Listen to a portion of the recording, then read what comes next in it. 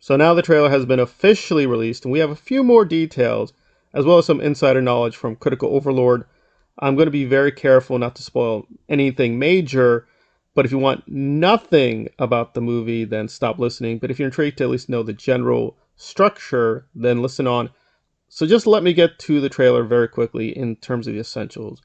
What happens is two girls go missing. They're found days later, and apparently demonic possession is afoot. And we see the reintroduction of Chris, who will help the Leslie Odom character called Victor.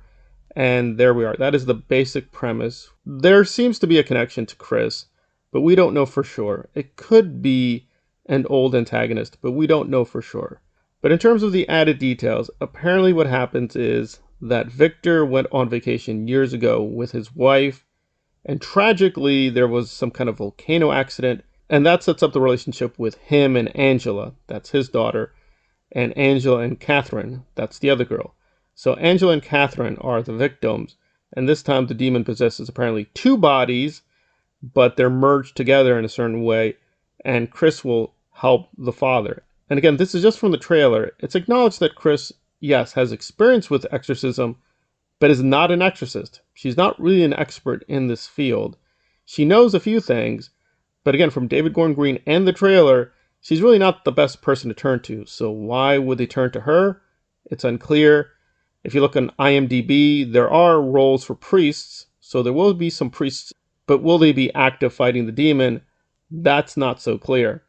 And then we turn to Critical Overlord, who says, in terms of the insider knowledge he has, the story with Chris will be very, very disappointing.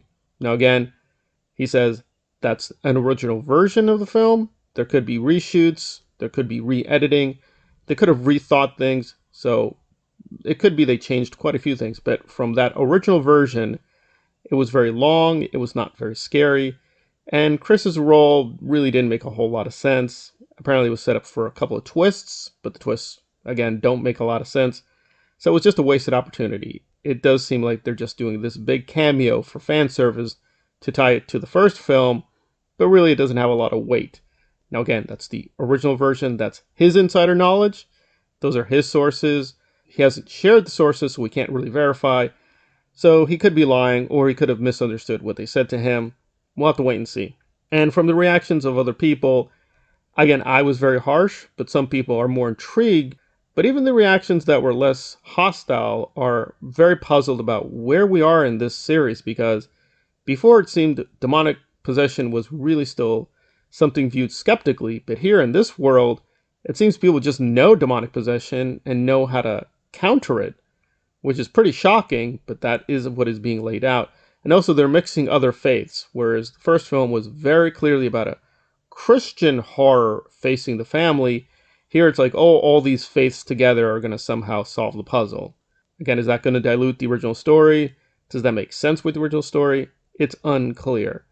So there's a lot of skepticism from a lot of the reactions, and they did credit that it looks good. Some of the makeup is very impressive. I'm less impressed, but that's me. So there are intriguing elements, but a lot of skepticism how they will approach it.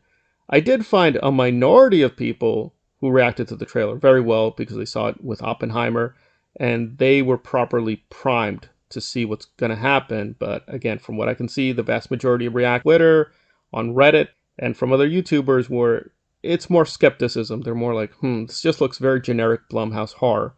Again, we could all be wrong. It could be amazing. And the fandom that is very, very invested in this and has a lot of faith in David Gordon Green will be vindicated.